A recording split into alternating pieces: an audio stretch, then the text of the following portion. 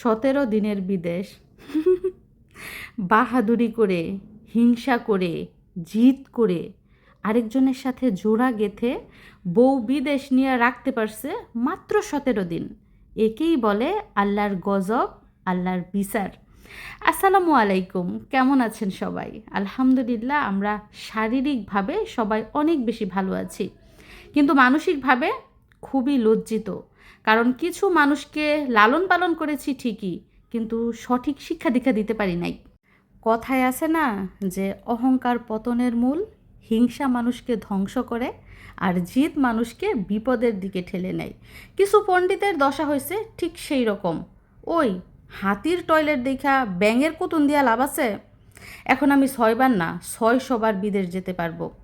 এইটা দেখে কি 2 দিনের যুগিরও সেটা করতে হইব? জোড়া গাঁততে গিয়ে কি ধরাটাই না খাইলো। আহারে, আমও গেল, সালাও গেল। পরিবারের মানুষ বলছিল এত টাকা খরচ করে কয়েক দিনের জন্য বিদেশ গিয়ে লাভ নাই, কিছুদিন পরে তো ছেলে এমনিতেই ছুটি পাইব, মা বাবাও ছেলেকে দেখতে পারবো, আর বউও জামাইকে কাছে পাইব।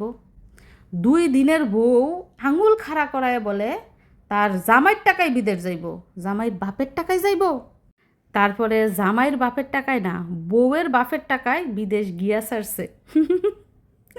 যাই হোক, আল্লাহর হুকুমে সুরের মতো বিদেশ গিয়া 17 দিন পরে আবার আল্লাহর হুকুমেই সুরের মতো মাথা নিচু করে দেশে ফিরছে। তারপর মাঝখান দিয়া কি হলো? মাঝখান দিয়া টাকা নষ্ট হলো, সম্পর্ক নষ্ট হলো, মনে আঘাত দিল, ছেলেকে পরিবার থেকে আলাদা করলো, বদদোয়া পেল। এখন 2 দিনের যুগী ধ্যানে বৈশা ঠকছে নাকি জিতছে?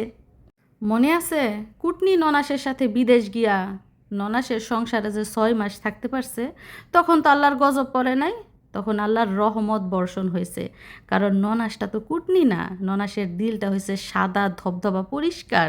ভাইয়ের যেমন ভালো চায়, ভাইয়ের বউয়েরও ভালো চাইছে, নয়তো কোনো দিন বিদেশ যাইতে পারতো না। বিদেশ যাওয়া তো দূরের কথা, বিদেশের নামও নিতে পারতো না।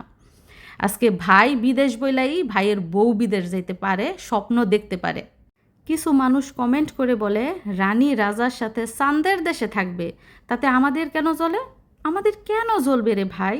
রানী তো রাজার সাথে থাকতে পারলো না। যদি থাকতে পারতো তাও মনটাকে বুঝাইতাম যে টাকাগুলা কাজে লাগছে, বুদ্ধিমানের কাজ করছে। পরের বার বাপের জমি বিক্রি কইরা হইলেও ছেলের বাপ ছেলের বউকে আবারও বিদেশ পাঠাইতো। কিন্তু এখন যে থাকতে পারলো না, তাহলে যারা চাইতো বিদেশ থাকুক, তারা তাদের বাপের সম্পদ বিক্রি করে আবার বিদেশ পাঠাক। কি বলেন? শুধু শুধু সংসারে অশান্তি করে লাভ কি? বউ জামাইয়ের কাছে থাকবো, শ্বশুর শাশুড়ি একা থাকবো। আজ পর্যন্ত তো পারলো না সংসারের দায়িত্ব নিত, কাউকে রান্না বান্না করে খাওয়াইতো, কাউকে সমাদর করতো। তো বউ শুধু জামাইয়ের সাথেই থাকবে, এটা আমরা সবাই চাই।